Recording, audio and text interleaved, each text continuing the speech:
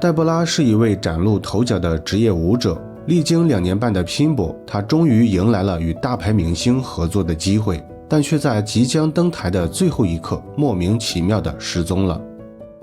Metro Dispatch. Hi, I need to file a missing person report.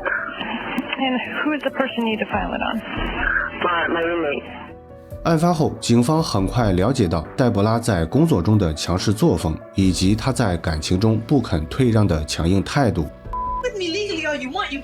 但唯独没有想到的是，她竟然遭遇了如此残忍的对待，被人用水泥封在了塑料容器里。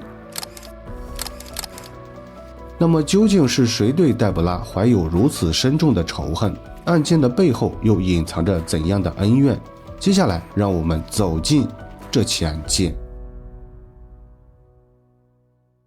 大家好，我是大熊。今天分享的案例发生在美国内华达州拉斯维加斯。该市位于内华达州南部，坐落在莫哈韦沙漠之中，常住人口约为70万，是克拉克县的一个城市，也是内华达州面积最大、人口最多的城市。主人公黛博拉出生于1979年7月5日，她来自美国自治属地波多黎各，大约7岁时跟随父母移居至马里兰州巴尔德摩。此后的20多年里，黛博拉接受了系统的舞蹈培训和高等教育，拥有工商管理和法律双硕士学位。在成为舞者之前，她曾是马里兰州一家大型企业的高管，据说年收入高达数十万美元。2018年，时年30岁的黛博拉搬到拉斯维加斯，开启了自己的舞蹈事业。凭借扎实的舞蹈功底和不断参加试镜，很快她就成为了多家知名秀场的签约舞者，甚至还入选了迈克尔·杰克逊原定于2009年举办的复出演唱会的伴舞团队。然而，相比蒸蒸日上的舞蹈事业，黛博拉的感情生活却颇为坎坷。她在拉斯维加斯先后交往了2任男友，同为舞者的贾马尔和杰森，但结果不是遭到贾马尔家暴，就是被杰森玩弄情感后抛弃，每段恋情都以悲痛的结局收场。值得一提的是，黛博拉对杰森的感情始终未曾释怀，她对杰森有着近乎崇拜的情感，甚至在交往期间默许了杰森有6个女朋友的事实。但尽管如此，她仍然遭到了杰森的无情抛弃。正是因为这个原因，黛博拉变得格外努力，她希望在拉斯维加斯这座灯红酒绿的城市闯出一片天地，也期待随着自己名气的增加，重新赢回前男友杰森的心。然而遗憾的是，就在这一切即将到来之际，黛博拉却毫无征兆地失踪了。2010年12月12日晚上10点30分，黛博拉缺席了与著名歌手希斯科的演唱会排练，电话也始终无人接听，这让负责彩排的导演感到非常意外。因为演唱会明晚就要举行，而黛博拉又担任了重要的伴舞角色，正常来说，她绝对不可能无故缺席，更不可能错过与大牌明星合作的机会。出于安全考虑，负责彩排的导演第一时间联系了警方，但由于报告成年人失踪通常需要等待24小时，所以警方最初并未重视。直到2天后，黛博拉的室友索菲亚再次拨打了报警电话，这时警方才开始介入调查。Metro Dispatch. Hi, I need to file a missing person report. And who is the person you need to file it on? Debbie, Flores. 通过调取公寓的监控录像，警方很快确认黛博拉的失踪时间是在12日晚上6点以后，也就是她驾车离开公寓后。由于黛博拉在出门前告诉过室友，她打算先去找前男友杰森，之后再去参加原定的演唱会排练，因此杰森成为了警方的关注重点。为了进一步确认黛博拉的去向，警方立即对杰森进行了询问。根据杰森的说法，他确实在12日晚上见过黛博拉，但2人的见面仅仅只是见了一面，黛博拉并未过多停留，甚至都没有下车。他们隔着车窗闲聊了不到5分钟后，黛博拉就匆忙表示她还要去接一位朋友参加演唱会排练，之后便驾车离开了，时间大概在晚上7点左右。警方对杰森的说法有些怀疑，毕竟这次见面没有太大的意义，而且黛博拉原定的排练时间是在晚上10点，正常来说，他不太可能如此着急地去接朋友。不过，由于没有直接证据表明黛博拉可能正在面临危险或者已经遭遇不测，所以警方并未展开进一步调查，只是发布了一则寻人启事，向民众征集线索。Vegas, people go missing every day. I think the Las Vegas Metropolitan Police Department gets somewhere in the range of 800 missing persons reports in a given month. And most of them get cleared. 尽管警方的调查方式略显消极，但好在黛博拉的家人始终没有放弃。他们坚信黛博拉不会平白无故的失踪，所以一直在坚持通过媒体扩大本案的关注度。正是因为家人的坚持，警方逐渐转变了调查态度，并在案发3天后，根据群众提供的线索找到了黛博拉的汽车。这辆车停在了一处废弃的住宅后院，虽然车内没有血迹或者其他犯罪痕迹，但黛博拉的随身物品都在，车牌也被人拆下放进了后备箱。这一系列迹象表明，有人企图藏匿黛博拉的汽车，而他本人很可能已经遭遇不测。除了上述发现，警方还注意到这辆车停放的位置并不在黛博拉准备参加排练的地点附近，而是在杰森的家附近，距离只有大约不到6英里。由于此前警方就对杰森有所怀疑，加上现在又有了新的发现，于是警方决定再次审问杰森。Did you have anything at all to do with her being missing? No. 杰森仍然坚持一开始的说法，坚称那晚他只是与黛博拉短暂的见了一面，否认与黛博拉的失踪有关。不过随着警方不断施加压力，杰森还是透露了一些具有价值的线索，比如他与黛博拉之间的感情纠葛。She wanted a serious boyfriend, and at first I was down to try it. That fiery passion, it only goes so far before it's like cabin fever, we're around each other all the time. 根据杰森的说法，他与黛博拉断断续续交往了1年左右，最终分手是因为黛博拉表现出了强烈的占有欲，还有就是杰森结交了一位名叫艾丽森的新女友。艾丽森与杰森一样，都是拉斯维加斯的知名舞者，两人同在太阳马戏团工作，分别在不同的演出队伍中担任重要角色。杰森大约在2010年5月开始追求艾丽森，当时他尚未与黛博拉分手，同时还与至少6名女性保持着恋爱关系。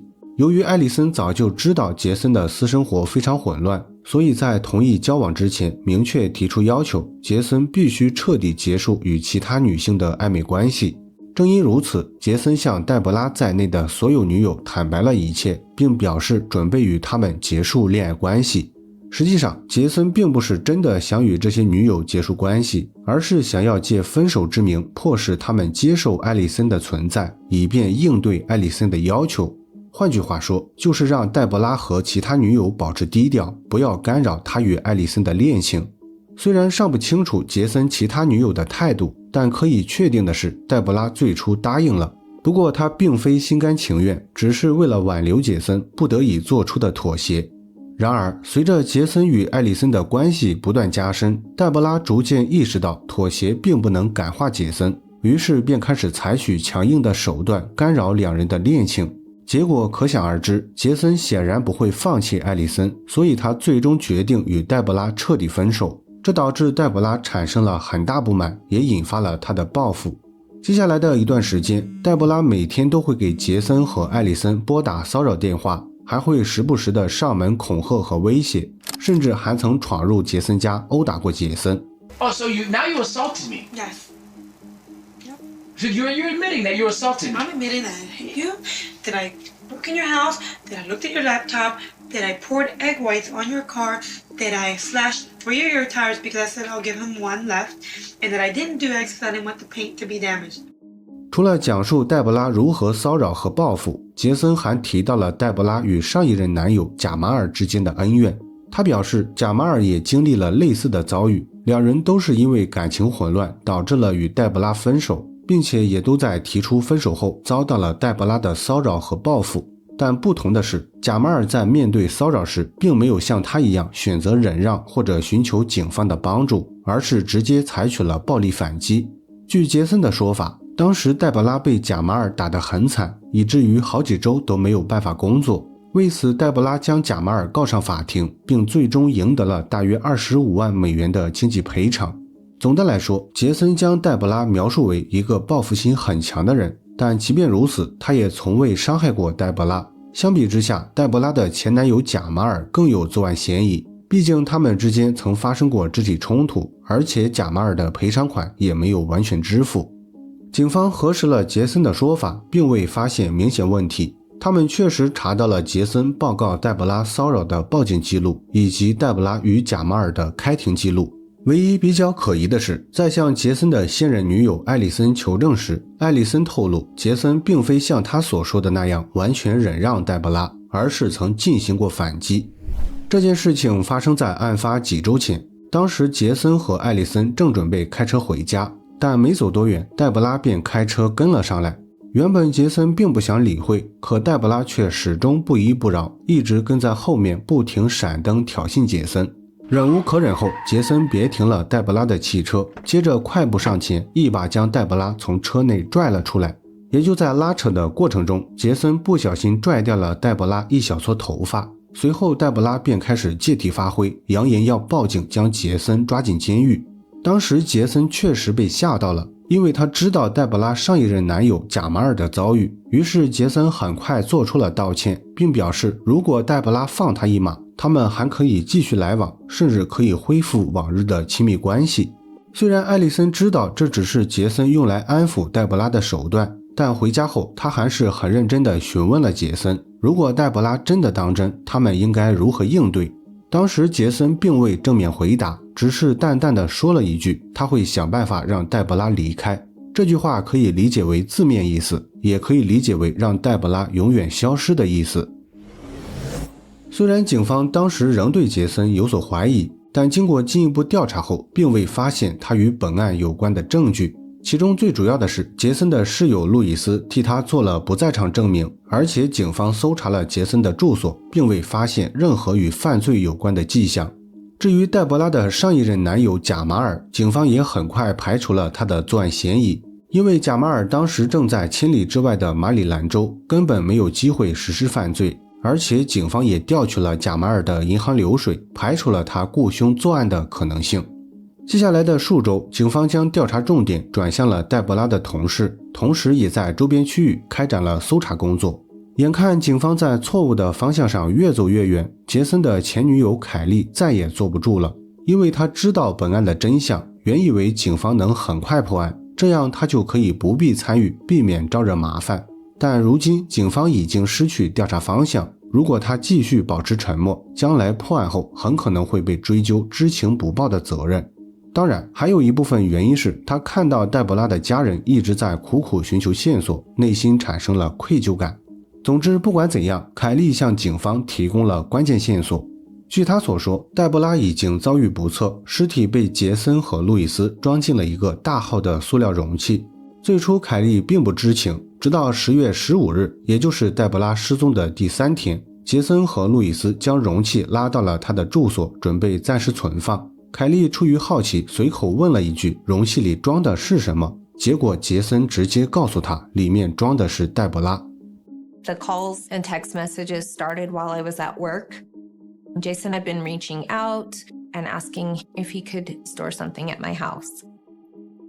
I went home and I saw Jason was standing at the end of the U-Haul, and I thought, how much stuff is he bringing? My goodness, for a whole U-Haul? And I could see Lewis, his roommate, and this big tub container. And I asked Jason, what is that? And he kind of looked away and, do you really want me to tell you? Well, if you think you're going to store that at my house, yes, you're going to tell me what that is. And he kind of hesitated. He said, it's Debbie. 虽然凯莉最终拒绝了帮忙存放黛博拉的尸体，并不清楚杰森和路易斯后来又将尸体运到了哪里，但是她提供了非常详细的时间线，并且提到装有尸体的容器中灌满了水泥，两人运送尸体时使用了一辆租来的 U 号卡车。警方根据这一线索，很快查到了杰森和路易斯的租车记录，以及购买塑料容器和水泥的监控录像，成功完善了证据链。随后他们立即对两人展开了审问。 Did you kill Debbie? No, I didn't kill Debbie. Not on purpose or an accident? Not on purpose or not an accident. No, you put her into a plastic container. No, but I don't even understand where you're getting that from. After she was in a plastic container for a period of time, did you fill it with concrete? I told you, specific questions, certain things, I will not answer. 不出所料，杰森既没有承认犯罪，也没有配合回答警方的询问，于是警方将突破重点转向了他的室友路易斯。为了尽快说服路易斯交代黛博拉尸体的下落，警方开出了非常优厚的交换条件，承诺只要他没有直接参与谋杀，便可免除在本案中的所有责任。正是在这样的前提下，路易斯很快与警方达成一致，如实交代了他所知道的一切。